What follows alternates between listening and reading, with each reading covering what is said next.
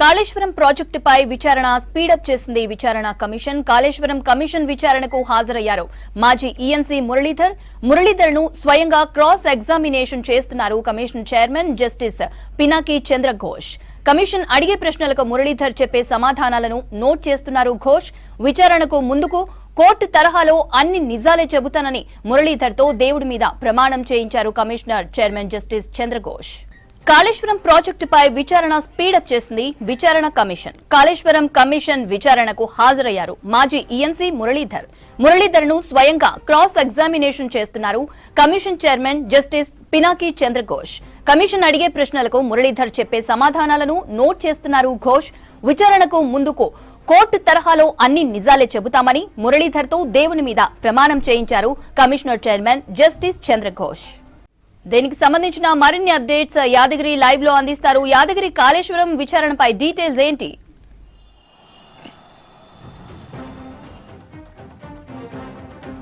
మౌనిత, కాళేశ్వరంకి సంబంధించినటువంటి విచారణ చాలా వేగవంతం చేసింది.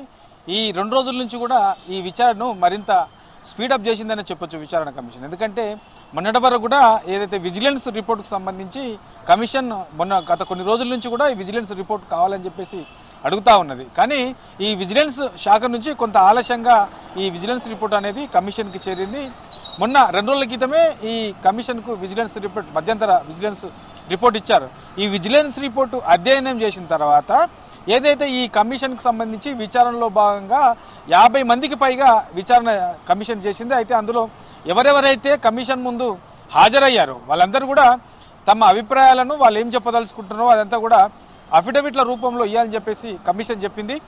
అందులో భాగంగానే వాళ్ళందరూ కూడా ఒకరిద్దరు అధికారులు తప్ప మిగతా వాళ్ళందరూ కూడా అఫిడవిట్ల రూపంలో వాళ్ళ అభిప్రాయాలను వాళ్ళు ఏం చేశారు, అప్పుడున్న టైంలో ఏం జరిగింది, ఇట్లా వాళ్ళు ఏం చెప్పదలుచుకున్నారో కమిషన్ ముందు, అయితే విచారణలో భాగంగా కమిషన్ ముందు ఏమైతే చెప్పారో దాన్ని అఫిడవిట్ల రూపంలో ఇచ్చారు. వాళ్ళందరినీ కూడా ఇవాల్టి నుంచి క్రాస్ ఎగ్జామింగ్ అనేది కమిషన్ చేస్తూ ఉన్నది. ఓపెన్ హౌస్ ఏర్పాటు చేసింది. ఇవాల్టి నుంచి వారం రోజుల పాటు ఈ ఓపెన్ హౌస్ అనేది కొనసాగుతుంది. ఇందులో ప్రతి ఒక్కరిని, అంటే దాదాపు ఈ 50కి పైగా ఉన్నటువంటి అఫిడవిట్లో 25 నుంచి 30 అఫిడవిట్లకు సంబంధించి వాళ్ళందరినీ కూడా పిలిచి ఓపెన్ హౌస్లో వీళ్ళందరినీ కూడా కమిషన్ మరోసారి క్రాస్ ఎగ్జామింగ్ చేసే అవకాశం ఉంటుంది. ఇక ఇవాళ తొలి రోజు ఇవాళ ఈ క్రాస్ ఎగ్జామింగ్ అనేది ప్రారంభమైంది. ఇందులో మాజీ ఈఎన్సీ మురళీధర్ ఎవరైతే ఉన్నారో మురళీధర్ రావును ఇవాళ మొదటి రోజు ఆయనను పిలిచారు. ఆల్రెడీ విచారణ కొనసాగుతున్నది. ఓపెన్ హౌస్ బీఆర్కే భవన్లో ఓపెన్ హౌస్ ఏర్పాటు చేశారు. అక్కడే విచారణ కొనసాగుతున్నది. అయితే ఈ విచారణ కూడా ఏదైతే కోర్టు ఉంటుందో, కోర్టులో ఏదైతే సాక్ష్యాలు ఎట్లయితే చెప్తారో అదే తరహాలో ఇక్కడ ఒక సపరేట్గా ఒక హాల్లో ఈ కోర్టు తరహాలోని కూడా అన్ని ఏర్పాటు చేసి దేవుని మీద ప్రమాణం చేయించి నిజమే చెప్తానని చెప్పేసి ఎవరైతే వాళ్ళు చెప్పదలుచుకున్నారో వాళ్ళందరినీ కూడా దేవుని మీద ప్రమాణం చేయించి నిజమే చెప్తానని చెప్పిన తర్వాతనే వాళ్ళు ఏం చెప్పారు, ఏం అఫిడవిట్లో ఏముంది, అసలు ఏం జరిగింది, కాళేశ్వరంకి సంబంధించి తనకు తెలిసిందేంటి, ఇట్లా ఓవరాల్గా వాటన్నిటి మీద కూడా వాళ్ళ అభిప్రాయాలు తీసుకుంటున్నారు. ఇక దీంతో పాటు ఈ అఫిడవిట్ ఏదైతే సమర్పించారో ఈ అఫిడవిట్కి సంబంధించిన దాంట్లో కూడా అందులో చేసినటువంటి సంతకాలు నీవేనా, ఆ రాసిన దానికి సంబంధించినటువంటి డీటెయిల్స్ ఇచ్చింది నీవేనా, ఇది ఎక్కడి నుంచి ఈ సంతకాలన్నీ కూడా నీవేనా, ఇంకేమన్నా ఇందులో దొంగ సంతకాలు ఏమైనా ఉన్నాయా, ఇట్లా ఒక్కొక్క దాన్ని ప్రతి దాన్ని అడిగి తెలుసుకుంటా ఉన్నారు. సో ఎన్నేళ్ల నుంచి మీరు పనిచేస్తూ ఉన్నారు. ఇప్పుడు ప్రజెంట్ ఆల్రెడీ మురళీధర్ రావుకు ఆల్రెడీ ఏదైతే ఈ క్రాస్ ఎగ్జామింగ్ అనేది కొనసాగుతుందో ఆయన డైరెక్ట్గా కమిషన్ చైర్మన్ అడుగుతూ ఉన్నారు, ఎన్ని రోజుల నుంచి మీరు ఇక్కడ పనిచేస్తున్నారు, కాళేశ్వరం ప్రాజెక్టుకు సంబంధించి మీకేం తెలుసు, సో దానికి సంబంధించినటువంటి అనుమతుల పరిస్థితి ఏంటి, ఎప్పుడు అనుమతులు వచ్చాయి, ఎన్ని రకాల అనుమతులు తీసుకోవాల్సి ఉంటుంది, ఎందుకింత రాద్ధాంతం కావాల్సిన అవసరం వచ్చింది, ఈ మేడిగడ్డ కుంగిపోవడానికి గల కారణాలేంటి, సుందిల్లా అన్నారం ఈ 3 బ్యారేజీలకు సంబంధించి కూడా మీరు ఏం చెప్పి తెలుసుకున్నారు, మీరు అక్కడ కీలకంగా పనిచేయాల్సిన అవసరం ఎందుకు వచ్చింది, 10 ఏళ్ల పాటు కూడా మీరే అక్కడ ఉండాల్సిన అవసరం ఏమొచ్చింది, ఇట్లా ఓవరాల్గా దీనిపైన ప్రతి దాన్ని క్షుణ్ణంగా ఒక్కొక్కటి అన్ని ప్రశ్నలు కూడా కమిషన్ అడుగుతూ ఉన్నది.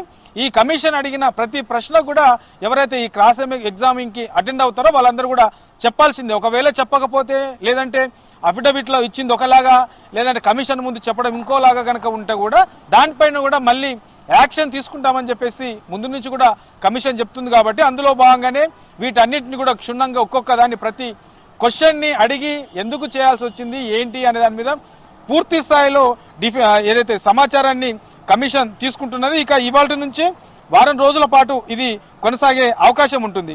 ఇక డిపిఆర్కి సంబంధించి కూడా ఏదైతే ఈ ప్రాజెక్టు నిర్మాణం చేశారో ఈ ప్రాజెక్టుకు సంబంధించినటువంటి ఈ డిపిఆర్కు సంబంధించి కూడా అసలు డిపిఆర్ విధానం ఏంటి, డిపిఆర్ ఎప్పుడు తయారు చేశారు, సో ఎట్లా తయారు చేశారు, ఇట్లా ఓవరాల్గా దీని మీద కూడా క్వశ్చన్స్ చేస్తూ ఉన్నారు. మొత్తం ఈ కాళేశ్వరం ప్రాజెక్టుకు సంబంధించి ఏదైతే 17 రకాల అనుమతులు సెంట్రల్ నుంచి వచ్చాయని చెప్పేసి ఈయన చెప్పారు. మరి 17 రకాల అనుమతులు ఏవేవి, ఎప్పుడెప్పుడు తీసుకున్నారు, ఏ టైంలో తీసుకోవాల్సి వచ్చింది, ఇంకా తీసుకోకుండా ఉన్న అనుమతులు ఏమైనా ఉన్నాయా, ఇట్లా ఒకవేళ ఈ మేడిగడ్డకు సంబంధించి దీని మీద పెద్ద ఎత్తున విమర్శలు కూడా వస్తున్నాయి.